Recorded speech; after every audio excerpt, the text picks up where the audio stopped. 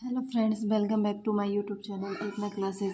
पिछली वीडियो में हमने चैप्टर 2 बहुपद का एक्सरसाइज 2.1 सॉल्व किया था।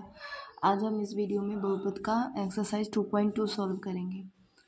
हमारा पहला क्वेश्चन दिया हुआ है, निम्न द्विघात बहुपदों के शून्यक ज्ञात कीजिए और शून्यकों तथा गुणांकों के बीच संबंध की सत्यता की जाँच कीजिए। तो हमारा पहला क्वेश्चन इन्होंने दिया है x² माइनस 2x-8। इसे हमें गुणनखंड विधि से द्विघात बहुपद का शून्यक ज्ञात करना है और इनके बीच संबंध की सत्यता की जांच करनी है। तो हम इसे कैसे करते हैं, स्टार्ट करते हैं। आपने 9th क्लास में गुणनखंड पढ़ा होगा, वैसे ही हम इसका गुणनखंड निकालेंगे। पहले इस संख्या का क्या दे रखा है, हमारा डिजिट दे रखा x² माइनस 2x-8 इक्वल में कुछ नहीं है, यानी कि 0। ठीक है, अब इसका हम गुणनखंड निकालेंगे। तो हमें पता है गुणनखंड कैसे निकालते हैं। पहले वाले से हम लास्ट वाले को पहले इंटू करते हैं, फर्स्ट इंटू लास्ट करते हैं। इसका गुणा हम इससे करते हैं। ठीक है, तो 8 का गुणा जब हम x² से करेंगे तो ये क्या हो जाएगा, 8x² हो जाएगा। तो जब 8x² हो जाएगा तो हमें दो डिजिट ऐसे चूज़ करने हैं कि उनको गुणा करने पर 8 आ जाए और जोड़ने घटाने पर 2 आ जाए। तो हमारा वो क्या संख्या होगा, जिसे गुणा करेंगे तो 8 आ जाएगा और उसको चाहे जोड़ो या घटाओ तो 2 आ जाएगा। तो हमें पता है 4 2 8 होता है, 4 दूनी 8। तो 4 को 2 से गुणा करेंगे तो 8 हो जाएगा और 4 में से 2 घटाएंगे तो 2 हो जाएगा। तो हम 4 और 2 से करते हैं। ठीक है, तो x², ये x² का x² ऐसे लिखेंगे, सिर्फ हमें बीच में चेंज करना है। तो ये हम इसको ऐसे कर सकते हैं, minus 4x plus 2x-8 is equals to 0। अब देखो 4 को 2 से इंटू करोगे तो 8 हो जाएगा और 4 में से 2 को माइनस करोगे तो माइनस का 2 आ जाएगा। ठीक है, अब हमें इन दोनों को एक साथ करना है, इन दोनों को एक साथ लेना है। अब इन दोनों में हमें क्या कॉमन दिख रहा है, x कॉमन है, तो इसमें हम क्या लेंगे, x कॉमन ले लेंगे। जब इसमें से x हम कॉमन ले लेंगे तो इसमें एक x और बचेगा, क्योंकि ये क्या है, x² है, माइनस है तो माइनस। 4 का 4, x हमने कॉमन ले लिया तो x कट जाएगा यहाँ। फिर ये प्लस है तो प्लस का यहाँ पे हम क्या लेंगे, 2 कॉमन। इन दोनों में 2 कॉमन है तो हमने 2 कॉमन लिया तो अंदर क्या बचा, x माइनस 4 2 जा 8 यानी कि 4 इक्वल में 0 है, तो हमने इक्वल में 0 लगा दिया। अब इसमें से इन दोनों को एक साथ एक फॉर्म में लिख देंगे, x माइनस 4 को अकेले एक फॉर्म में लिख देंगे। ठीक है, और एक x प्लस 2 को लिख देंगे, एक हो गया x प्लस 2 इक्वल में क्या है, 0। एक बार x माइनस 4 के इक्वल में 0 लेंगे और एक बार x प्लस 2 के इक्वल में हम 0 लेंगे। तो हम x माइनस 4 के इक्वल में पहले 0 लेते हैं, x minus 4 is equals to 0 और एक बार x plus 2 is equals to 0। तो जब हम यहाँ ये x हो गया और इसके ये जो माइनस में है बराबर के उस साइड जाएगा तो ये प्लस का हो जाएगा, तो ये x इज इक्वल्स टू क्या हो गया, 4 आ गया। और यहाँ पे x इज इक्वल्स टू ये प्लस का है तो बराबर के उस साइड में जाएगा तो माइनस का 2 हो जाएगा।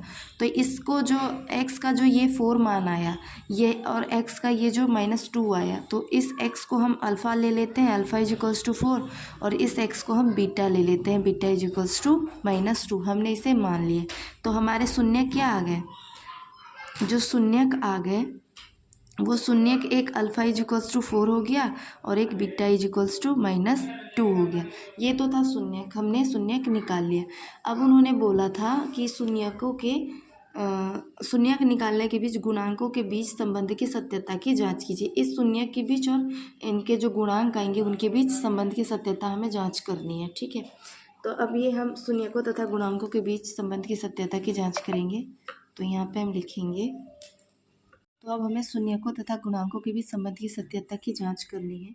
तो हमारा जो क्वेश्चन था वो क्या था, क्वेश्चन हमारा x² माइनस 2x-8। इसको हम ज़रा यहाँ लिखते हैं, फिर हम आपको समझाएंगे कि हमें करना क्या है। ठीक है, तो हमने लिख दिया यहाँ x² माइनस 2x-8।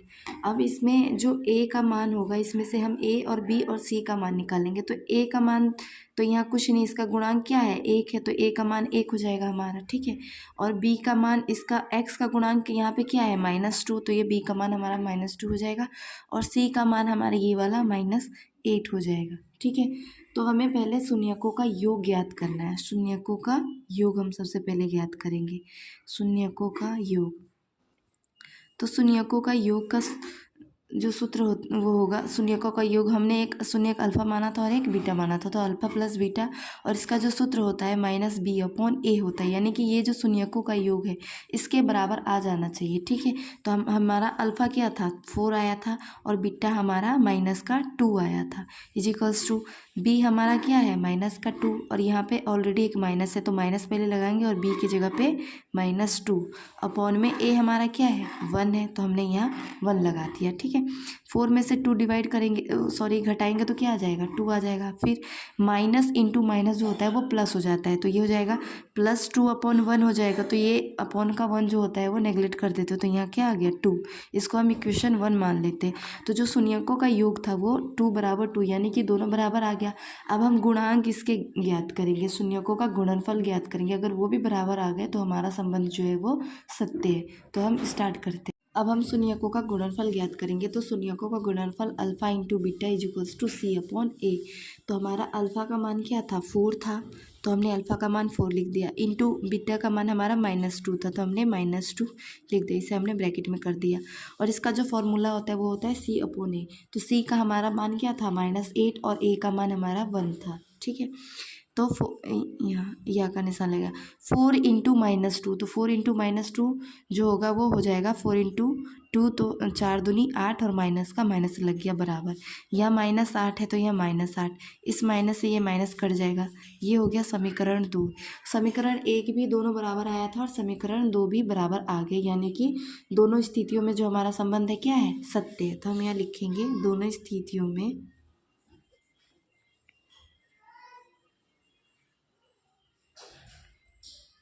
संबंध सत्य है।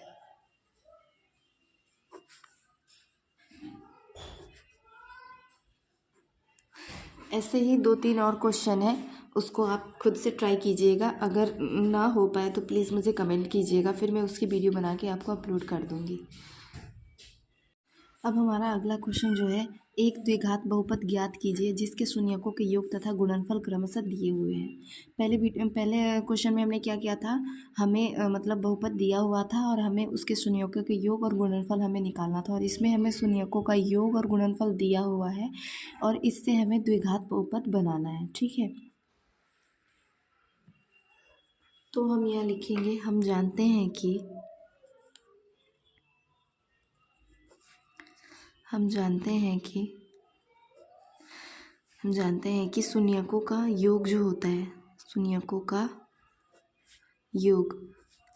का योग जो होता है अल्फ़ा प्लस बीटा बराबर फॉर्मूला होता है, पीछे अपने किया होगा -b/a। तो हमारा शून्यकों का योग कितना दिया है 1/4, तो हम यहाँ पे लिखेंगे शून्यकों के योग की जगह 1/4 इज इक्वल्स टू -b/a। तो हमारा जो b का मान क्या आ गया वो 1 आ गया, तो हम यहाँ से b का और a का मान फाइंड आउट कर लेंगे। तो हम यहाँ लिखेंगे इसीलिए b इज इक्वल्स टू क्या आ गया हमारा 1 और a इज इक्वल्स टू क्या हो गया हमारा 4 हो गया, है ना। अब शून्यकों का गुणनफल भी हमें दिया हुआ है, तो हम यहाँ लिखेंगे शून्यकों का गुणनफल बराबर शून्यकों का गुणनफल का सूत्र क्या होता है alpha into beta is equals to C upon A, यही होता है ना। तो अल्फ़ा और बीटा का गुणनफल हमें क्या दे रखा है -1 दे रखा है, तो -1 is equals to C upon A. तो हमारा यहाँ से सी का मान भी पता चल गया, सी का मान क्या हो गया -1। अब हमें पता है कि जो बहुपद होता है बहुपद का फॉर्मूला जो होता है वो होता है ax² plus bx plus C is equals to 0, यही होता है ना। तो हमारा a कितना आया, a हमारा 4 आ रखा है, तो हम यहाँ पे a की जगह 4 लगाएंगे x² प्लस b हमारा कितना है 1 है, पर ये जो b है b में माइनस लगा हुआ है, तो हमारा b का मान यहाँ पे -1 हो जाएगा, तो ये हो जाएगा b की जगह पे हमारा हो जाएगा -x और c का मान हमारा कितना है -1, तो -1 हो जाएगा इज इक्वल्स टू 0, यही हमारा बहुपद हो गया, हमारा बहुपद आ गया। ये 2-3 क्वेश्चन और हैं, उसे आप खुद से ट्राई कीजिएगा, अगर हो जाए तो ठीक है, अगर नहीं हो तो प्लीज़ कमेंट कीजिए, मैं उस क्वेश्चन को करके वीडियो बना के अपलोड कर दूँगी। आई होप कि आपको ये एक्सरसाइज 2.2 समझ में आया होगा। अगर आपको वीडियो अच्छी लगी हो तो प्लीज़ मेरे वीडियो को लाइक एंड सब्सक्राइब करना ना भूलें। Thank you.